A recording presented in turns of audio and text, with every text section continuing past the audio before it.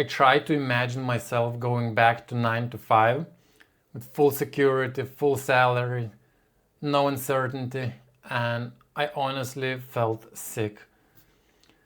So yesterday I did a reflection exercise which asked me to consider two very different paths and imagine where I would be and how I would feel at the destination of each.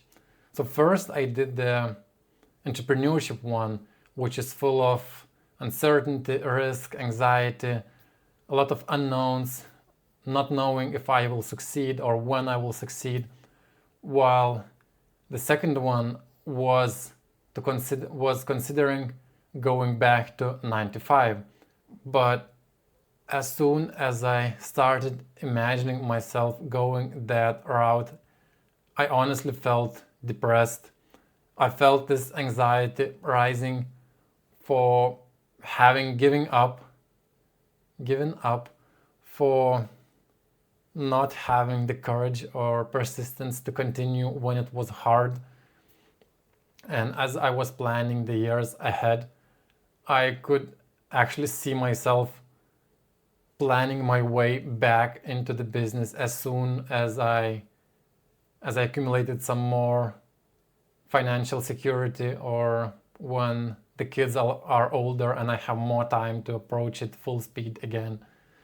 This made me realize that going that route would only be a waste of time. It would only be a procrastination in a way for me, just to avoid dealing with pains now, just to avoid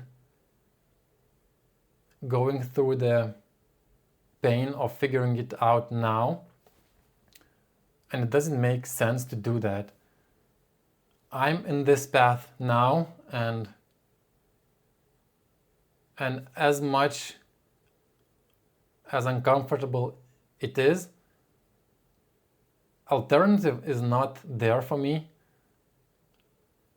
Both paths are painful, but the difference is that I'm willing to suffer the pain from the entrepreneurship side, while I'm not actually willing to suffer the pain of going 9 to 5, because that I associate with failure. It's certainly not the same for everyone. I'm just messed up in some way that makes me believe that I will only be content if I figure it out by myself, if I not allow anyone to dictate how I need to build my future. And until I do that, I will feel like I'm running away from my problems. And after having figured this out, I realized that I need to build my life around the fact that 9 to 5 is not my safety net.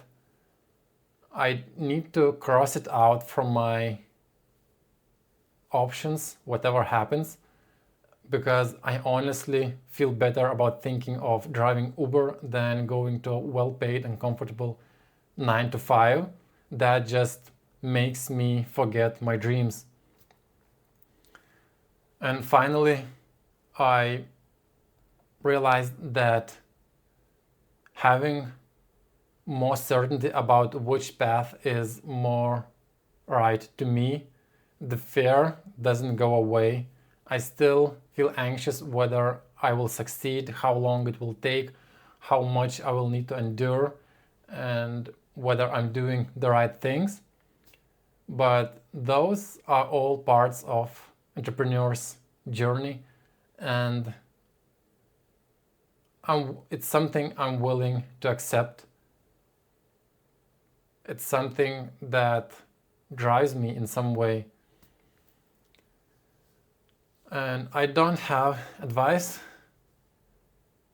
I just try to reflect in public, and if you want to see me going through this mess, trying to figure it out in public, subscribe and follow along.